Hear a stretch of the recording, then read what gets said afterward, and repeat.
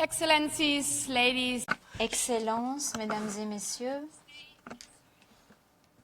restez à l'intérieur. Ne touchez pas le sable dans l'aire de jeu. Ne buvez pas le lait. J'avais 5 ans quand j'ai entendu ces étranges avertissements.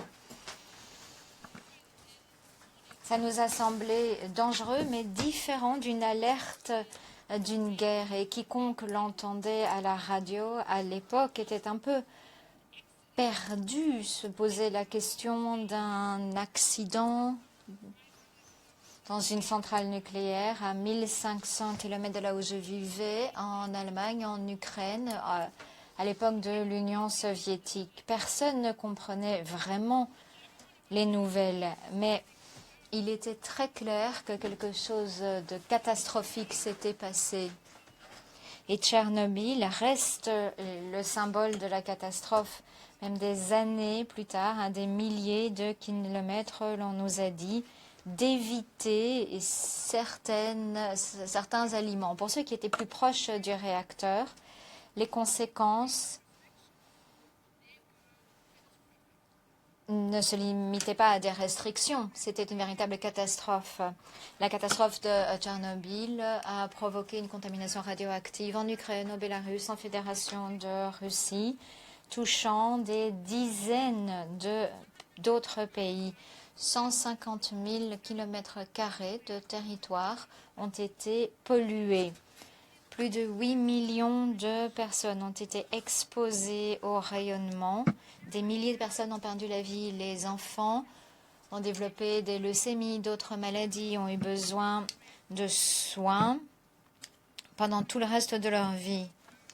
400 000 personnes ont été réinstallées.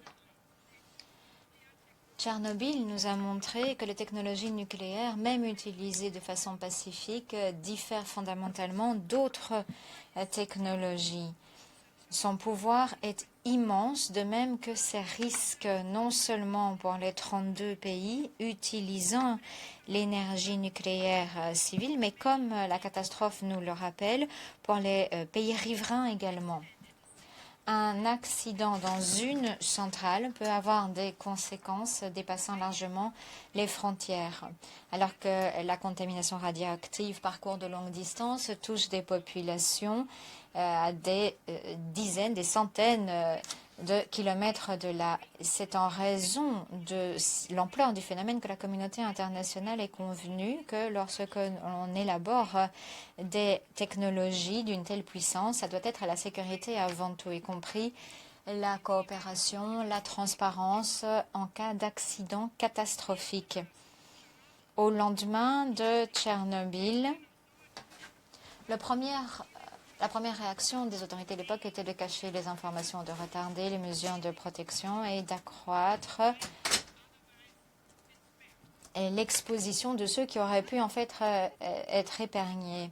À des centaines de kilomètres de là, il y avait un contraste frappant entre les populations qui recevaient et qui suivaient les alertes rapides, les instructions de santé publique et ceux auxquels on ne disait rien. L'une des grandes leçons de Tchernobyl est que tant de vies auraient pu être sauvées grâce à la transparence, à l'action rapide.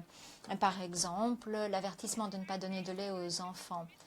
Alors que le comité scientifique des Nations Unies sur les effets des rayonnements ionisants l'a dit en 2018, 20 000 cas de cancer de la thyroïde ont été enregistrés chez ceux qui étaient des enfants à l'époque parce qu'ils avaient ingéré du lait contaminé, exposé aux radiations dans les jours qui ont suivi l'accident. Les conséquences de ce manque de transparence étaient encore plus graves dans le traitement du personnel de secours qui avait été mobilisé pour limiter les dégâts sans qu'on leur dise ce à quoi ils devaient faire face. Ils sont nombreux à être morts de façon prématurée parce qu'exposés aux radiations alors que d'autres ont eu des problèmes de santé pendant toute leur vie. Aujourd'hui, nous commémorons la catastrophe de Tchernobyl. Cette commémoration doit nous amener à nous réengager en faveur des principes d'ouverture, de responsabilisation. Ce sont des principes qui n'ont rien de facultatif en temps de crise. C'est le fondement même de tout effort sérieux de protection des vies à un moment où d'aucuns remettent en cause la pertinence des Nations Unies. Il faut rappeler son rôle important dans la protection des populations touchées au lendemain de catastrophes telles que Tchernobyl, mais aussi sur le moyen et long terme, y compris dans le contexte des urgences nucléaires. C'est le PNUD qui a joué un rôle décisif pour appuyer le relèvement sur le long terme dans les communautés touchées par la catastrophe de Tchernobyl. Plus globalement, le cadre de Sendai pour la réduction des risques de catastrophe oriente la coopération internationale afin de réduire le risque des catastrophes, y compris les dangers technologiques. Cette coopération internationale en lien avec la réduction des risques s'avère d'autant plus important à une époque caractérisée par une recrudescence des tensions géopolitiques. L'activité militaire récente à proximité des centrales nucléaires, y compris à Zaporijjia en Ukraine, elle a montré le risque est très élevé lorsque ces sites sont exposés aux conflits armés. En soulignant l'importance de respecter le droit international humanitaire, y compris l'article 15 du protocole additionnel aux conventions de Genève, qui interdit les attaques à l'encontre d'installations contenant des forces dangereuses, y compris des centrales nucléaires. Alors que 40 ans se sont écoulés depuis la catastrophe de Tchernobyl aujourd'hui, assumons nos responsabilités et faisons en sorte que la technologie nucléaire soit utilisée exclusivement à des fins pacifiques avec des garanties internationales robustes dans le respect du droit international et en coopérant avec l'AIEA, afin que les catastrophes telles que Tchernobyl ne se répètent plus jamais. Je vous remercie.